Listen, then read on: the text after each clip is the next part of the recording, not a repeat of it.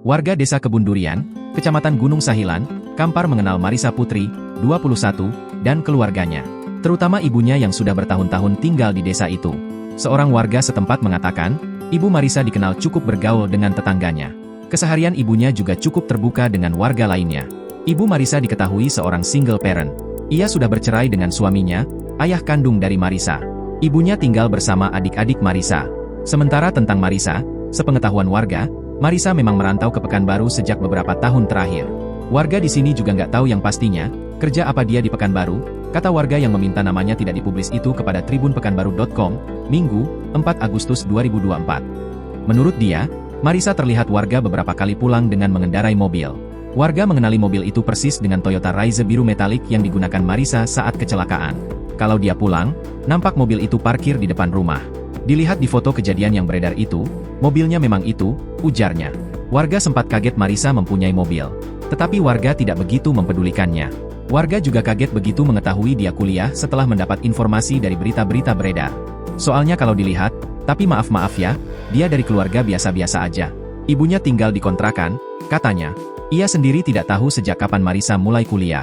Seperti diberitakan sebelumnya, Marisa Putri terlibat dalam kecelakaan di Jalan Tuanku Tambusai, Pekanbaru pada Sabtu, 3 Agustus 2024. Dalam peristiwa tersebut korban yang ditabrak Marisa Putri yakni Renti Marningsih, 46, meninggal dunia.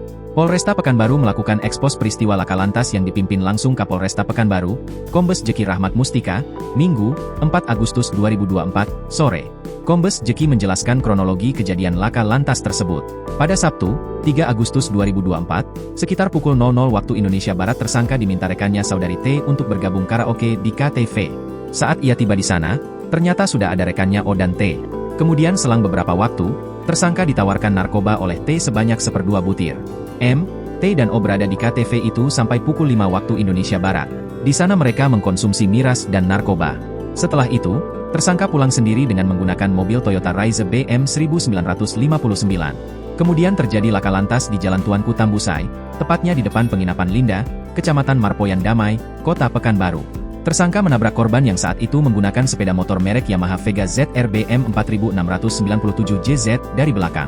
Korban dan tersangka berada di jalur yang sama yakni dari menuju ke timur. Korban ditabrak tersangka dan terseret sejauh 50 meter. Saat itu, tersangka melaju saja tanpa menghiraukan ada korban yang ia tabrak.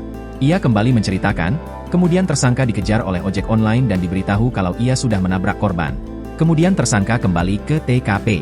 Dan baru mengetahui menabrak belakang motor yang mengakibatkan korban mengalami luka berat di kepala dan meninggal dunia di TKP, katanya. Korban meninggal karena benturan kepala dengan aspal. Hasil pemeriksaan urin tersangka positif menggunakan zat amfetamine. Tersangka pun dikenai pasal 311 ayat 5 UU LAJ nomor 22 tahun 2009 dengan ancaman hukuman penjara maksimal 12 tahun, pada 310 ayat 4 UU LAJ nomor 22 tahun 2009 dengan ancaman hukuman penjara maksimal 6 tahun.